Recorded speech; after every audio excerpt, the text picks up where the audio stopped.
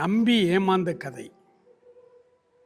இதைத்தான் இன்றைக்கு காலை தியானத்தில் நாம் தியானிக்க போகிறோம். உலகம் முழுவதும் ஏமாற்றுத்தனங்களினாலே நிறைந்திருக்கிறதை பார்க்கிறோம். இன்று நேற்றல்ல, காலங்காலமாகவே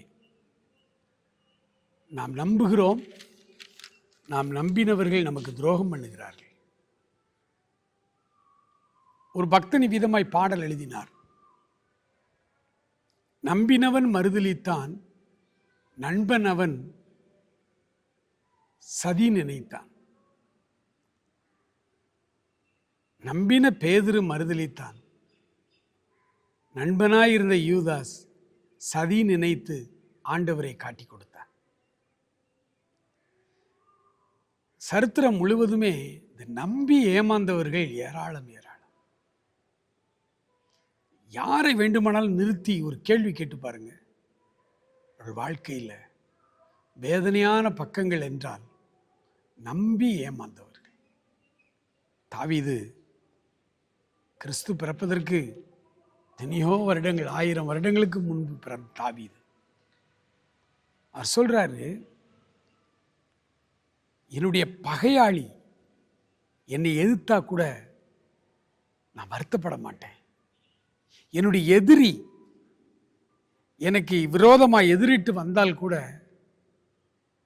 நான் மனம் கலங்க மாட்டேன். ஏன்னா அவங்க பகையாளி, அவங்க எதிரி எதிர்த்து தான் வருவாங்க. ஆனால் என்னோடு அப்பம் புசித்தவனும் எனக்கு உற்ற நண்பனுமாய் இருந்தவர்களை என்மேல் தன் குதிங்காலை உயர்த்துகிறார்களே, அந்த துரோகத்தை என்னால் சகித்து கொள்ள முடியவில்லை என்று தாவீது புலம்புகிறதை பார்க்கிறோம். அன்புக்குரியவர்களே, மனிதனுக்கு வாழ்க்கையிலே மன்னிக்கவே முடியாத ஒரு பெரிய பிரச்சனை என்றால் நம்பினவர்களிடத்தில் நாம் ஏமாந்து போவது. நல்லவர்கள் என்று நம்பினோம், நல்லவர்கள் என்று பழகினோம், ஆனால் என்னை ஏமாற்றி விட்டார்கள். அது சாகும் வரை மறக்கிறது கடினமாய் இருக்கிறது. ஆண்டவர் ஒரு வார்த்தை சொல்லுகிறார், என் பின்னே வா. ரொம்ப வருஷத்துக்கு முன்னால ஒரு கிராமத்தில், அப்போ ஆல் நைட் ப்ரேயர் ரொம்ப ஃபேமஸாக நடந்த நேரம். இரவு 10 மணிலேருந்து காலை 5 மணி வரைக்கும் ஆல் நைட் ப்ரேயர் நடக்கும். அப்போ அந்த ஆல் நைட் ப்ரேயரில் மிட் நைட்டில் இன்டர்வல் டைம். அந்த இன்டர்வல் டைமில் பிரசங்கம் முடித்து விட்டு நாங்கள் நின்ற பொழுது அநேகர் வந்து என் இடத்துல வாலிபர்கள், வாலிப பிள்ளைகள் பேசி கொண்டிருந்தார்கள். அதில் ஒரு சகோதரி, ஒரு சிறுமி, தங்கைன்னு தான் சொல்லணும். அவள் வந்தாள். கல்லூரியிலே படித்து கொண்டிருந்த பருவம். அவள் வந்தாள், அண்ணே நான் ஏமாந்து போய் நிற்கிறேன். நான் நம்பி ஏமாந்தவள். என்னால் ஒன்றுமே பண்ண முடியல. ஒரு விதமான டிப்ரெஷனில் இருக்கேன்.